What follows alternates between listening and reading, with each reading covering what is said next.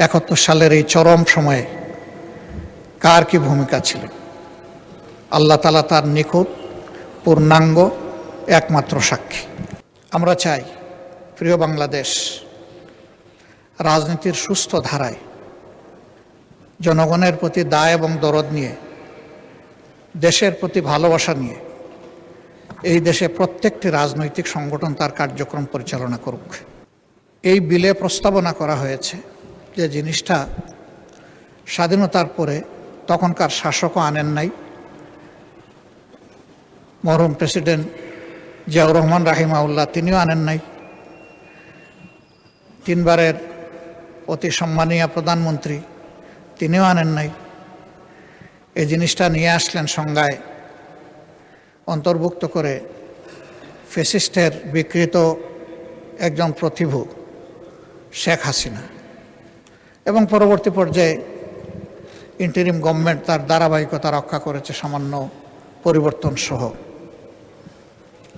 কি আছে এখানে? আছে তৎকালীন 3টা সংগঠনের নাম নেওয়া হয়েছে: তৎকালীন মুসলিম লীগ, জামাতে ইসলামী, নিজামে ইসলাম পার্টি।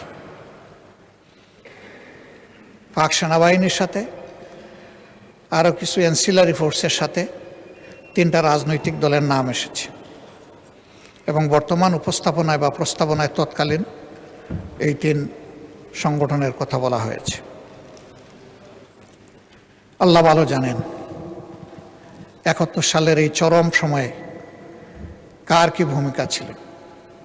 আল্লাহ তাআলা তার নিখুঁত, পূর্ণাঙ্গ, একমাত্র সাক্ষী। বাকি আমরা যারা আছি তারা আংশিক সাক্ষী, কিন্তু আল্লাহ তাআলাই পূর্ণাঙ্গ সাক্ষী।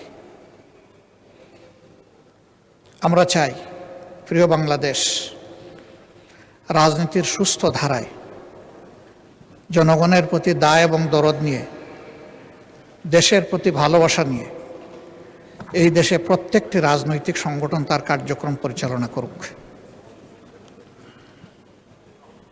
1979 সালে পলিটিক্যাল পার্টিজ রিভাইভাল অ্যাক্টের মধ্য দিয়ে স্বয়ং আওয়ামী লীগও আবার তাদের পুনর্জন্ম হয় বাংলাদেশে,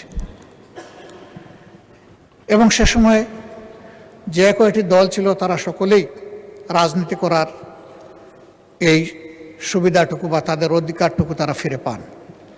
আমরাও সেই সময় ফিরে পেয়েছি। এই জন্য আল্লাহ তাআলার কৃতজ্ঞতা আদায় করার পাশাপাশি যে মহান ব্যক্তি এই উদ্যোগ নিয়েছিলেন তারও কৃতজ্ঞতা আমরা আদায় করছি।